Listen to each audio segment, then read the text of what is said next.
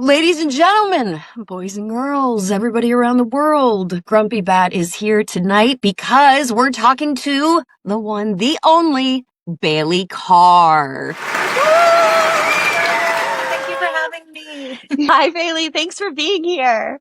What are some of your hobbies and passions outside of recording audiobooks?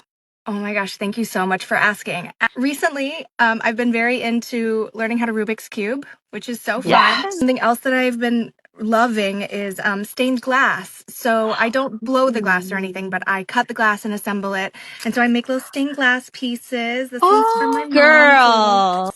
That's It's beautiful. Beautiful. So do you solder it? I do solder it. Yep, this is all soldered lead here. And I get the iridescent glass and I cut it all up. The soldering is so clean. Like, that is not easy. Yes. It's not. You just got a man. solder, thumbs up, Bail. You got gorgeous. Yeah, I do a lot of the feminine form and flowers. So I'm in my Georgia O'Keeffe stained glass art era. And then it's a granny hobby season for me. I don't know if it's just winter and it's cold out, but I've been doing needlepoint as well and embroidery. So just some little needlepoint things I've been making. This is something I'm working out of my dog. I'm using No. Yeah. Look at that! Oh my god, that looks exactly like her. Come on, Bailey. That's so cute. And then I just do embroidery sometimes. So this is an original that I'm working on. Beautiful. Wow. Cutie. Love it. Love it. Holy cow, who knew you had so many hobbies? Busy hands, quiet mind, they say. That's right. It's so true. Oh my goodness. Have you recently started the needlepoint? There's a store fairly local to me called Penny Lynn. That's a very popular store in the needlepoint community, I guess. And so I went with a friend for a random class to learn how to do it. And as I want to do, became fixated on it and had to learn everything about it. So yeah, it depends on the day I'm picking something up, but keep them busy. Ah, that's fun. Yeah. No, I've been so tempted myself because I love everyone's cutie little saucy phrases and things they put on pillows and everything. Curious. I'd love to speak more about that. When you said, busy hands, quiet mind. So it's not very crafty, but I do a ton of meditation. And that for me is just a very, very easy way to bring it all back down to my heart. So to be able to do that, to be able to sit with yourself and find quiet and stillness internally, and to be able to trust that you can always find that in yourself, no matter what situation you're in. That seems like such a peace I admire. I would love to know what you've been reading or listening to recently. Well, this is always such a tricky question because I feel like in our industry, there's just so much eyeball consumption that it's really hard to prioritize pleasure reading and pleasure listening. There's this meme, someone holding their shadow, and it's pleasure reading and audiobook narration. It just you can't. But so I have recently purchased, I'm excited to start listening to Bury Our Bones in the Midnight Soil, narrated by our dear favorite friend, Marisa Collins. So that's in my queue for what's next. What would be your comfort show if you just had it on in the background? When I was a kid, I used to repeat watch that version of Ever After with Drew Barrymore. That's my all-time favorite movie. The Princess Bride is a classic favorite movie. Hell yeah. What is an announced project that you can talk about that we can help you promote? Okay, I am recording 2 books coming up that I haven't yet recorded, but I'm very excited about it, and they're already up for pre-order, so they're safe to talk about. One is a new installment in a series by Jennifer Dugan. The first book in the series was called Some Girls Do, and the next one coming out is called Girls Like Us. So it's a really, really cute, sapphic, young adult, high school love story. First one was so precious and really well received, which made me happy, and I'm really excited to jump back into that world. So I'm doing that next month.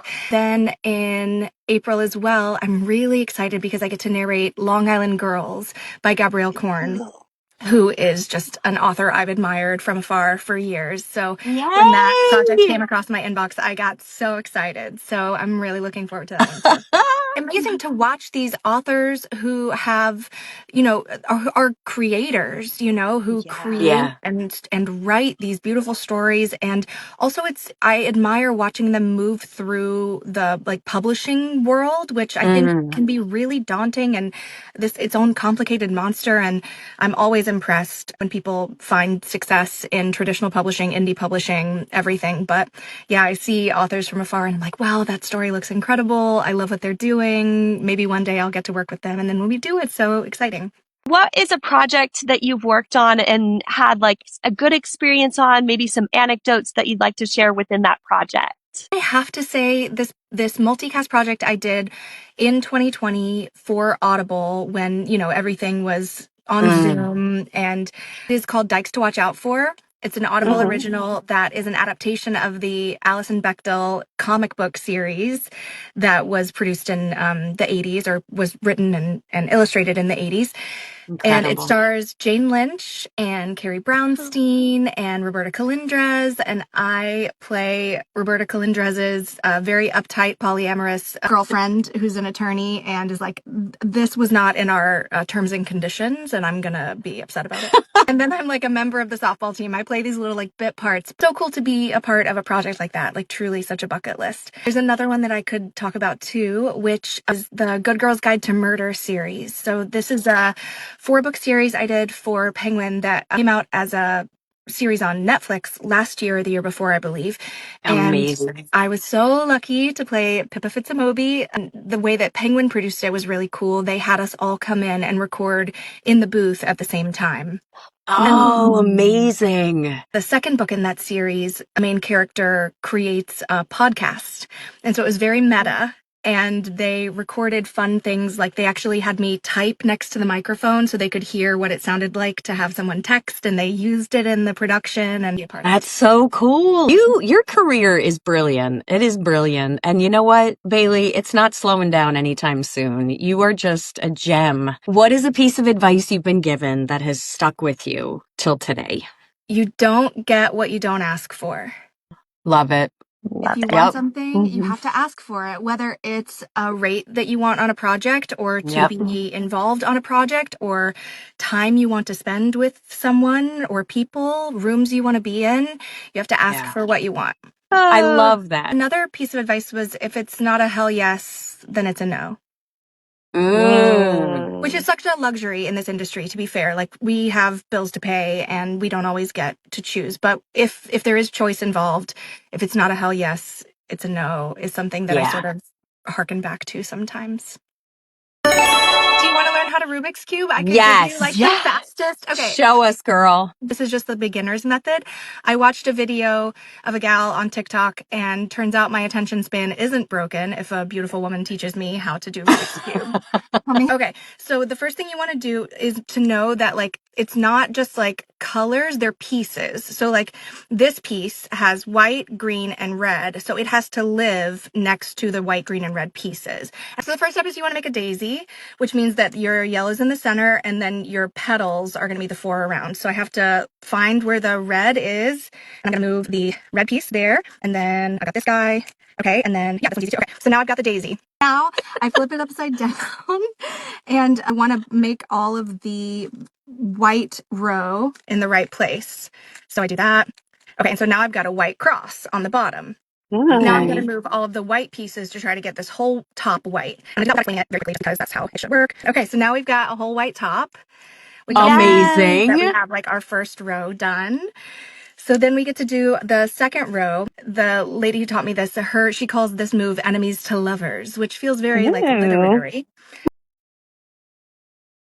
Okay, so now we have the top 2 rows done. You see everything's in the right place. What? Nice. Killing it. This move is called the Simone Biles.